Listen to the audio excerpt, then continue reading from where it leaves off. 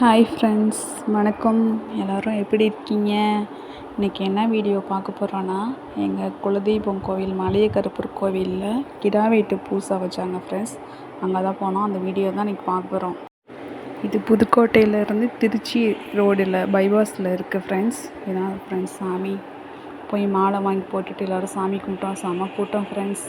கிடா வெட்டி எல்லோரும் அன்னதானம் போடுவாங்க நைட்டு 6 மணிலேருந்து. கோட்டையிலேருந்து திருச்சி போகிறவங்க எல்லோரும் இங்கே இன்னும் சாமி கும்பிடாமல் போக மாட்டாங்க. இங்கே தான் சமைச்சிட்டு இருந்தாங்க ஃப்ரெண்ட்ஸ். அன்னதானத்துக்கு சமையல் ரெடி பண்ணிக்கிருந்தாங்க.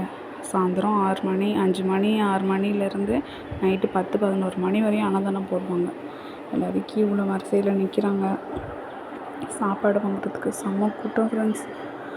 11:30 வரையும் கூட சாப்பாடு போடுவாங்க. கூட்டத்தில் நாங்களும் நின்று கியூவில் நின்று சாப்பாடு வாங்கிட்டு ஒரு வழியாக வீட்டுக்கு வந்தாச்சு ஃப்ரெண்ட்ஸ். பாய்.